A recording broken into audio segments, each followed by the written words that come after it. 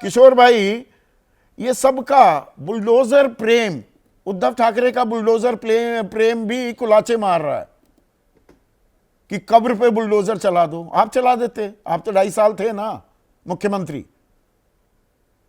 ये देखिए संदीप भाई, बहुत सब्जेक्ट संगीन है। हम्म। केंद्र में इनकी सरकार, राज्य में इनकी सरकार, और ये आंदोलन लेके आ गए कि औरंगजेब की कब्र हटाओ। हमारी मांग इतनी है कि आंदोलन के बाद हिंसा हुई नागपुर में, सब तरफ अशांति फैली है, पुलिस ने 144 पूरे महाराष्ट्र में लगा दिया है। हमारा क्या कहना है कि आपकी केंद्र में, राज्य में सरकार है, तो आप आक्रांताओं की कब्र, आक्रांतों की जितने स्मारक है वो हटाना चाहते तो आप हटा दो। और इतना ही उद्धव जी ने कहा। उद्धव जी ने ये कहा कि औरंगजेब की 320 साल पुरानी कब्र निकाल के आप कर क्या रहे हो? नागपुर में क्या हुआ? नागपुर में, पूरे महाराष्ट्र में आंदोलन हुआ, कलेक्टर ऑफिस में जाके निवेदन दिया, यहाँ पर मुस्लिम एरिया में जाके जो पुलिस थाना है वहां दिया, नागपुर में देवेंद्र फडणवीस के इलाके से लोग गए, वहां पर जाकर निवेदन दिया, वहां तक ठीक है, पर बाहर निकल के आ गए। फिर वहां पर एक चादर जलाई गई बाबा ताजुद्दीन की। इसके बाद विवाद हुआ। नहीं, नागपुर मुख्यमंत्री कह में रहे हैं उस कभी, चादर पर आया थी नहीं, पुलिस कमिश्नर कह रहे हैं वो तो चादर ही नहीं थी, हरी चादर छोड़िए, वो तो साड़ी थी। अरे संदीप जी, जो एफआईआर कह रहा वही मैं कह रहा हूँ। ये लोग है ना अभी घबरा गए हैं। महाराष्ट्र के मुख्यमंत्री खुद आंदोलनकारियों को उस्काने में थे और नागपुर की अशांति में थे। आप नितिन गडकरी से पूछिए ना, वो अगर नहीं आते तो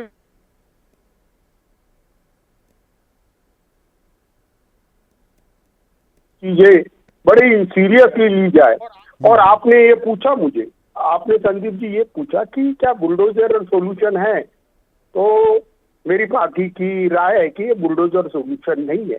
तो सोल्यूशन तो इसी को ही, यही शॉर्टकट सारे ढूंढ रहे हैं ना। और बुलडोजर औरंगजेब की कब्र पर ही क्यों चले? फिर तो ये फहीम शमीम, अगर सरकार के दावे सही हैं तो वहां भी बुलडोजर चलना चाहिए अगर कोई हिंसा भड़का रहा है। मतलब उस लेवल पर हम जाएंगे, अब हर चीज आरोपों के आधार पर बुलडोजर भागेंगे इधर से उधर। नहीं नहीं, एक बात मैं बताता हूँ। एक संगीन विषय को आपने लाया है बाहर, क्या ये वैलिड है या नहीं है? कानून और व्यवस्था सरकार कायम नहीं करती है तो जो लोग कानून हाथ में ले रहे हैं, क्या उनको परिवारों के आशियानों को इस तरीके से तोड़ा जाएगा? अब बाद में सरकारें कहती है कि ये बेकानून था, ये था। लेकिन मैं एक बात कह रहा हूँ, अभी नागपुर के अंदर यहाँ 2 लोग हैं सरकार के तरफ से, एक तो महेश शर्मा है, दूसरी चाइना एनसी है। क्या नागपुर के दंगों के बाद जहां चुन चुन कर हिंदुओं की प्रॉपर्टी को डैमेज किया गया और आपने जो 56 लोगों को अरेस्ट किया है, क्या उन पर आप बुलडोजर चलाएंगे? मैं अभी पूछ रहा हूँ, उनके घरों पे बुलडोजर चलाएंगे? फहीम खान जो मास्टरमाइंड बोल के आज तुमने प्रोजेक्ट किया, ये बात क्लियर हो जानी चाहिए। ये लोग अगर पढ़ाई करके आए हैं और खुद की पॉलिसी लेके आए हैं, पहले ये भी तो क्लियर हो जाना चाहिए, सरकार को औरंगजेब की कब्र पर बुलडोजर चलाना चाहिए। आपकी ये मांग पर कायम है ना आप? नहीं नहीं, मैं कह रहा हूं कि अगर ये 250-300 साल के बाद जिंदा करते हैं तो इन्होंने क्या करना चाहिए कि सारे के सारे जितने मुगल स्मारक है उसको कोई बुलडोजर चला देना चाहिए। क्योंकि ऐसी बेबुनियादी मांगे लेकर बीजेपी महाराष्ट्र में राजनीति कर रही है। अरे औरंगजेब को जिंदा कर दिया, इतिहास पर ही बुलडोजर चला दीजिए ना, पूरे के पूरे अध्याय ही खत्म कर दीजिए, पूरा मुगल काल को उस पर बुलडोजर चला दीजिए, जो अच्छा लगे सिर्फ वही चलेगा। क्या इस सूरत हाल पर, इस स्टेट में, एक मिनट शाइना एनसी, क्या हम यहां आ गए हैं? और ये जो सीधा सवाल पूछ रहे हैं किशोर तिवारी कि फिर तो फहीम बस आरोप लगाए हैं, सरकार कह रही है इसी ने दंगा भड़का दिया, तो इन सब पर बुलडोजर चलना चाहिए। अब यही हल है, यही समाधान है? देखिए संदीप जी, सर्वप्रथम हमारी प्राथमिकता है लॉ एंड ऑर्डर को बनाए रखना। नागपुर हो या महाराष्ट्र में, हमारी अस्मिता, हमारी संस्कृति, हमारी सभ्यता हमेशा अमन और शांति रहा है। और कहीं भी आपने देखा है तो कम्युनल वायलेंस नहीं, और ऐसे जो अफवाहें फैलाते हैं उन गुनहगार को जरूर सजा मिलनी चाहिए।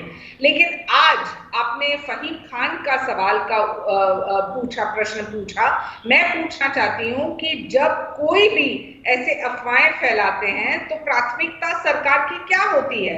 भूमिका ये है कि हम अमन शांति बनाए रखें और तुष्टीकरण की राजनीति न करें।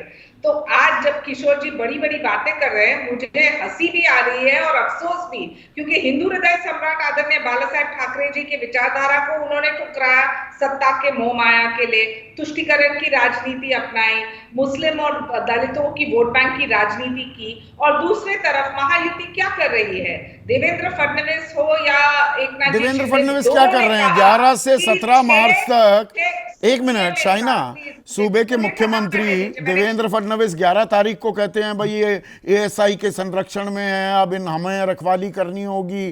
फिर कहते हैं महिमा मंडन नहीं होना चाहिए। वो मुख्यमंत्री भी हैं और वो गृह मंत्री भी हैं, उनके बयान जिम्मेदाराना लगते हैं? नहीं, क्योंकि महाराष्ट्र की भावना, आपने सवाल ये पूछा ये कहां से शुरुआत हुआ। एक रिपीट ऑफेंडर है जिसका नाम है अबू आजमी। महाराष्ट्र की भावना क्या है? छत्रपति शिवाजी महाराज हो या छत्रपति संभाजी, आप सब जानते हैं कि औरंगजेब कितने क्रूर शासक थे, जहां हजारों मंदिरों को उन्होंने तबाह किया। वहां त्र्यंबकेश्वर हो, काशी विश्वनाथ हो, लिस्ट अनगिनत है। और 1751 में जब मराठास वापस आए तब नासिक में आपने देखा कि त्र्यंबकेश्वर मंदिर दोबारा बना। वहां इतिहास को आपने गलत पेश किया, चलो मान्य है, लेकिन वजीर आजम नहीं, आपकी बात बिल्कुल वैलिड है जो आप कह रही हैं। I am on the same page. एक मिनट शाइना, क्रूरता औरंगजेब की वो एक्सपोज होनी चाहिए, वो तो हो रखी है। कौन कहता है कि वो क्रूर नहीं था? जब खुद मुसलमान अपनी बच्चों का नाम औरंगजेब नहीं रखते। पर शिवाजी महाराज की जब बात आती है, शिवाजी महाराज 1665 पुरंदर की संधि, ट्रीटी ऑफ पुरंदर जो हुई थी, जिसमें 23 अपने किले मुगलों को दिए छत्रपति शिवाजी महाराज ने, और उनकी गुलामी भी कबूली। वो दिखावा था, वो अलग बात। पर यह संधि किसने करवाई? वहां सामने कौन बैठा था औरंगजेब का दूत बनकर? राजा जयसिंह। फिर धोखा देकर गिरफ्तार करवाया छत्रपति शिवाजी महाराज को। उनकी विरासत पर भी बुलडोजर चलना चाहिए कि नहीं? देखिए, अभी आप आए हैं प्रश्न के ऊपर बुलडोजर को लेकर। देवेंद्र फडणवीस जी हो, एकनाथ जी शिंदे हो, उन्होंने कहा है कानूनी तौर पे जो लीगल है, जो इलीगल है, सुप्रीम कोर्ट के आदेश अनुसार जो हम ये कवर को एएसआई के निमित्त बाहर निकाले in the court of law, पूरे कानूनी तौर पे, तो सवाल प्रश्न चिन्ह उठ सकता है क्या? आज जब सुनील आंबेडकर ने राष्ट्रीय स्वयंसेवक संघ के तरफ से एक प्रतिक्रिया दी, उन्होंने क्या कहा? उन्होंने कहा कि अमन और शांति बरकरार रखना चाहिए, ये हमारा नागपुर है, हमारे महाराष्ट्र है, हम भावनाओं को समझ सकते हैं, लेकिन औरंगजेब के ऊपर है सुख, शांति, अमन।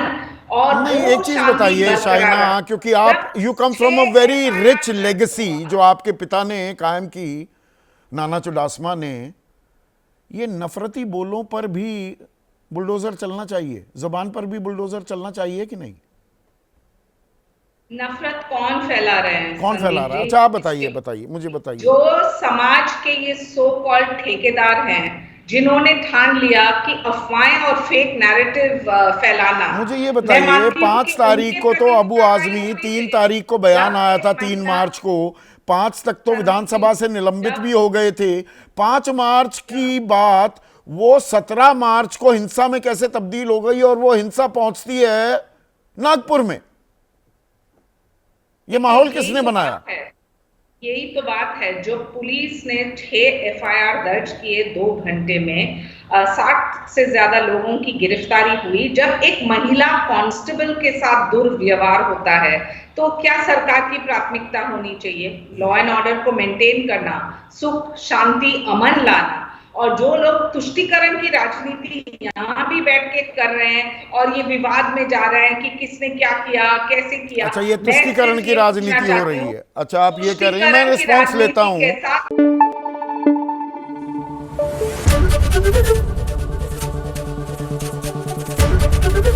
एबीपी न्यूज आपको रखे आगे।